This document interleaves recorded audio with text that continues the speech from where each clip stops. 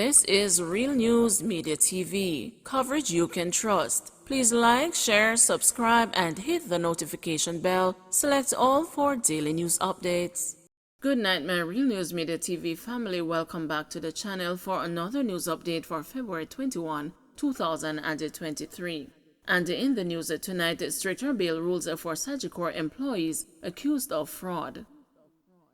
Stricter bail conditions were imposed Tuesday on former Sagicor senior executive Elisa Moulton White, along with her three co-accused in a multi-million-dollar fraud case involving the financial institution.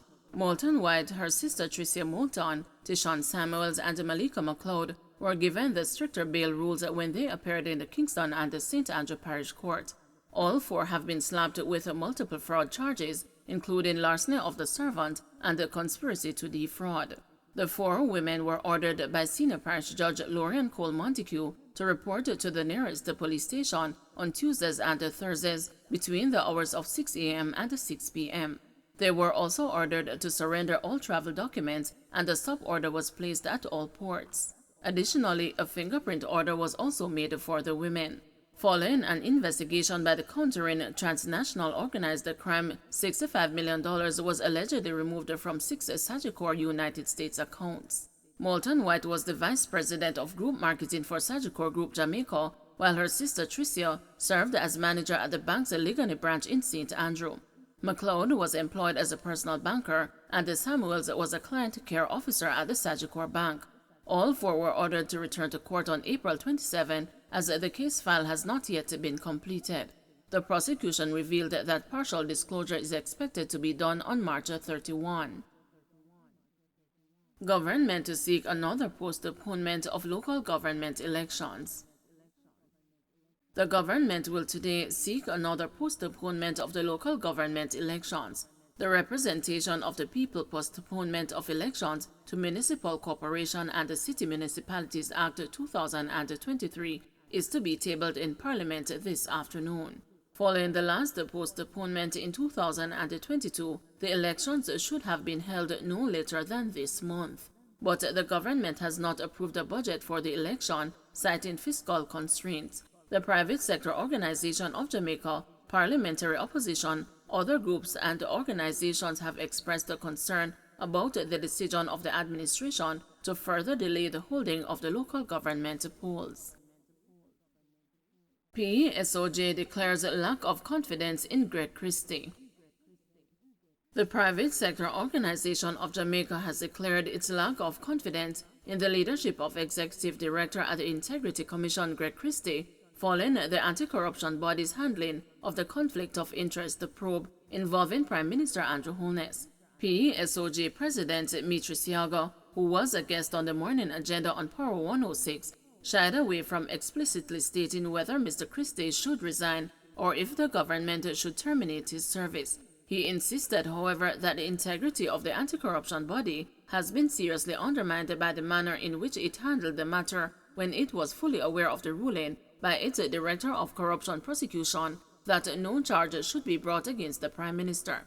Mr. Siaga also took issue with some of Mr. Christie's tweets concerning the matter. Certainly, if the Executive Director had retweeted a Reuters report, knowing, and if he didn't know, he should have known that there was a ruling in place already by the DCP, and he feels he did nothing wrong. That is crystal clear to me that, that he certainly couldn't have the confidence of the private sector organization of Jamaica to continue in his role. What we want is we want the commission to come and tell us whether or not there has been malice. If there has been malice, or if there appears to have been malice that goes unchecked, then somebody who created that malice should not, or persons that created that malice should not stay within the organization, because they'll not have the confidence of the country. JTA says some retired teachers struggling while awaiting pension.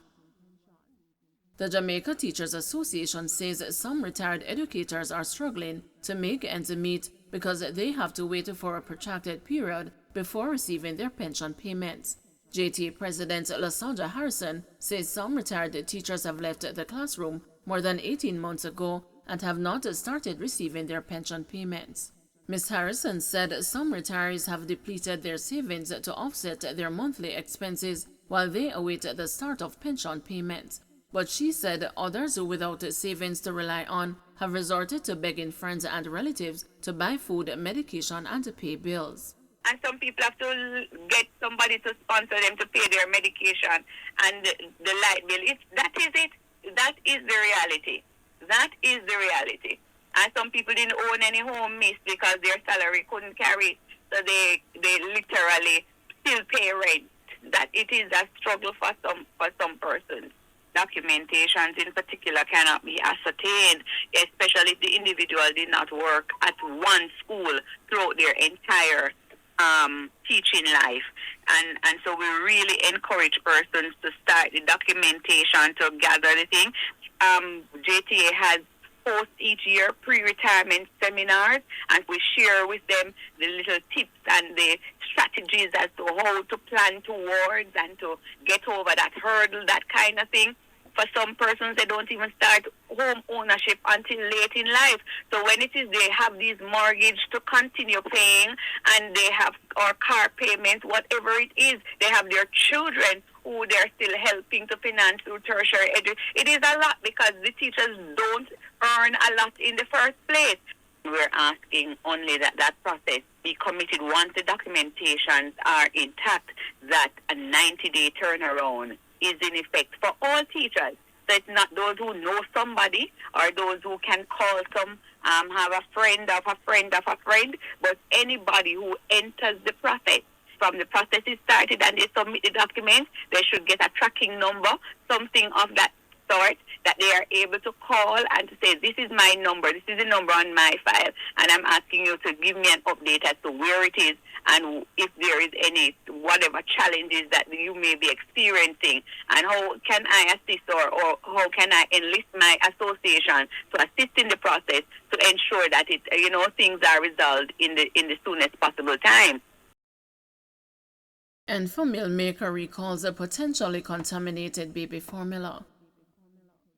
The maker of Enfamil announced a recall of about 145,000 cans of infant formula due to the possibility of cross-contamination with a bacteria that can cause serious illness or death.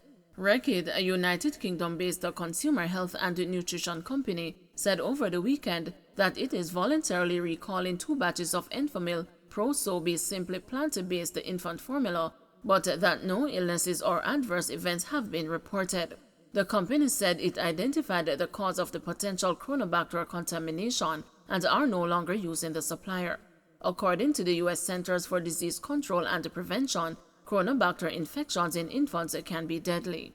The bacteria occurs naturally in soil, water, and other parts of the environment and can live in dry foods such as powdered milk, herbal teas, starches, and baby formula.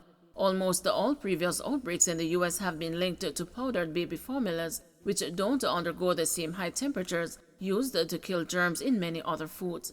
Chronobacter typically causes fever in infants and can sometimes lead to dangerous blood infections or swelling of the brain. Last year, a nationwide baby formula shortage was triggered by an Abbott nutrition plant that had to be closed for months because of contamination problems.